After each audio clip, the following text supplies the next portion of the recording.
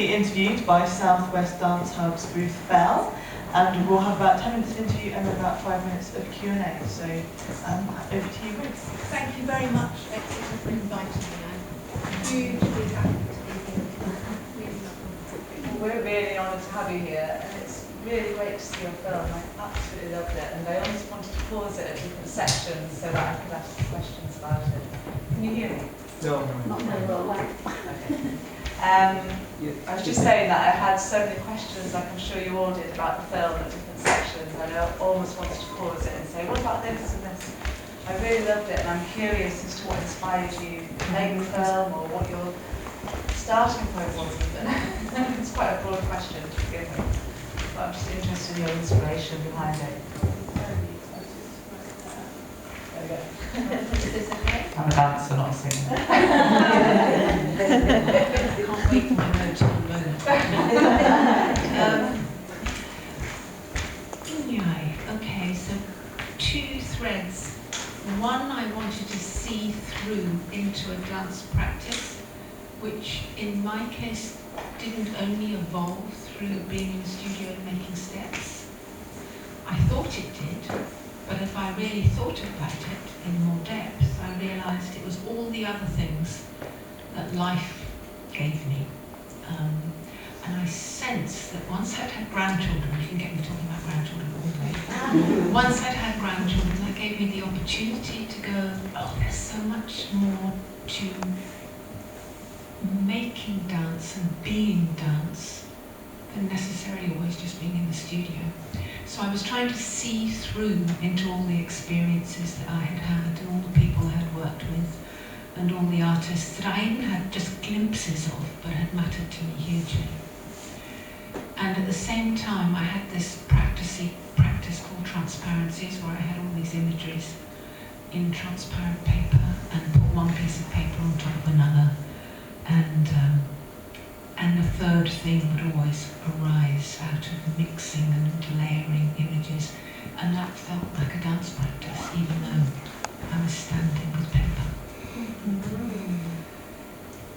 There were so many resonances as a dancer in your film, and I love the way that you layered your different work with different artists, and also your reflections on life itself as you're walking.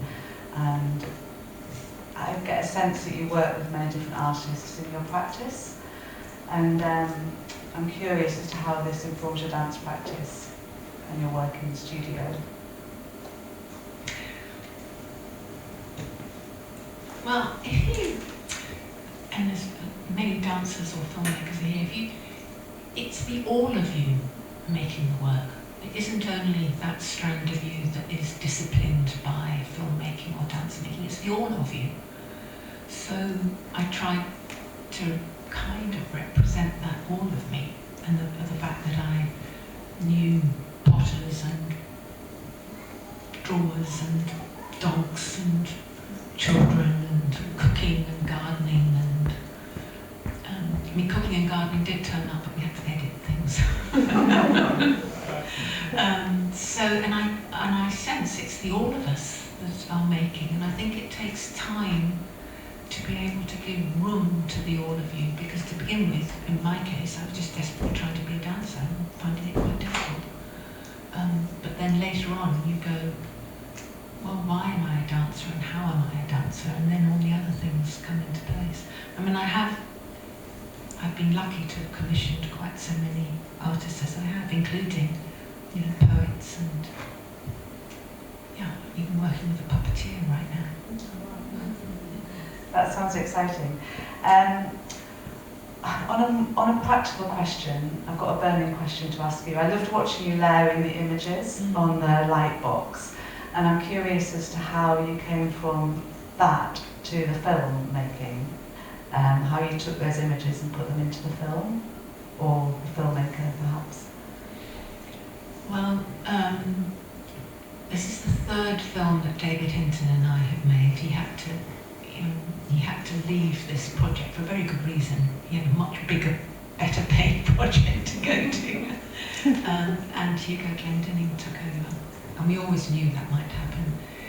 but we wanted to make a third film, and he really liked watching the transparencies, and he enjoyed that.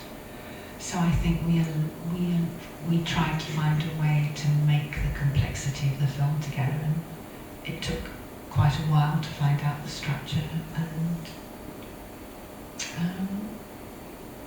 I'm not going to remember all the details at the beginning, but it was an affection for both of us to try and make this work.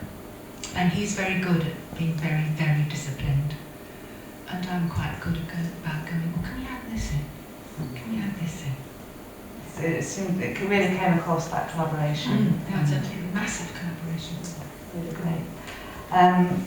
One of the questions that actually Jenny had, which I really like, is that it was about your granddaughter and her experiences, her ability to be at the end of, you said, her experiences to her ability to be at the end of the world, and you'd hope the dancers could get close to that, but you're not sure that you do.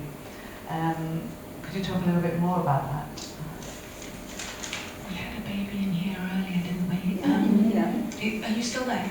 I'm here. Oh, you're here, yeah. You're not, yeah. Well then, you and I are going to really know that it's thrilling to watch a very young thing learn second by second. So in a strange way, I think I'm watching a dance practice on speed when I watch the baby or the child. And in a way, it's the similarity between them